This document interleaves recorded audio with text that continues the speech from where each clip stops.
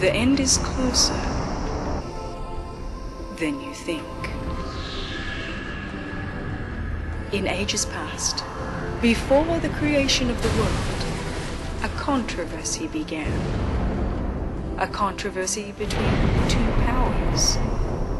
A controversy between good and evil. A controversy that would change the course of time. The Great Controversy.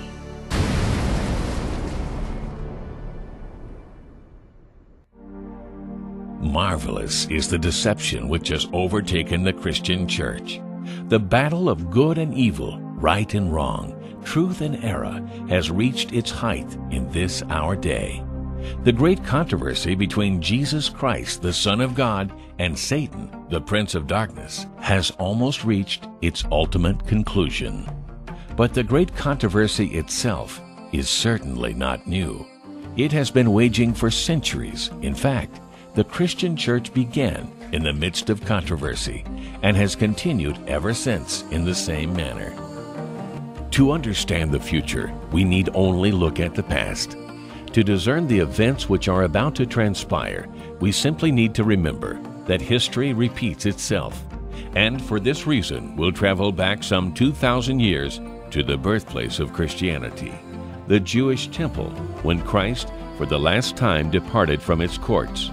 The desire of all nations had indeed come to his temple when the man of Nazareth, Jesus Christ, taught and healed in the sacred courts.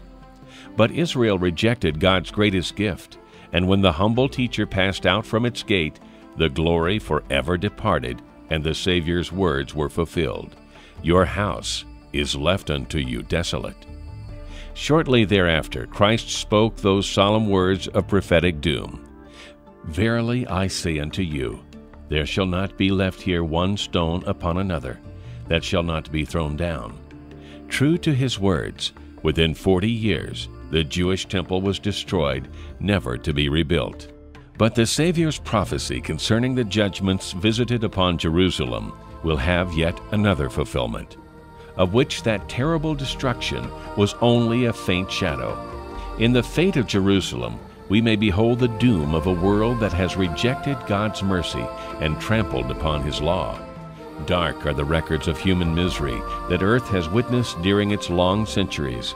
But yet a darker scene is presented in the revelations of the future.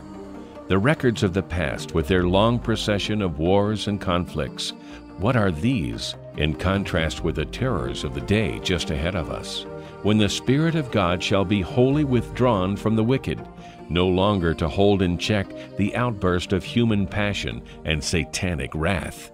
The world will soon behold, as never before, the results of Satan's rule.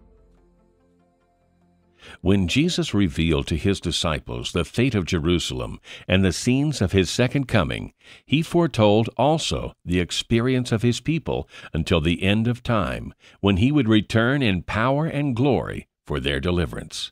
From Mount Olivet, the Savior beheld the storms which were to fall upon the church, and penetrating deeper into the future, his eyes discerned the fierce tempest that would beat upon his followers in the coming ages of darkness and persecution. Conflict and controversy would assail the Christian church, and, in a few brief utterances of awful significance, he foretold the portion which the rulers of the world would inflict on the chosen of God. He said, Then shall they deliver you up to be afflicted, and shall kill you. And you shall be hated of all nations for my name's sake.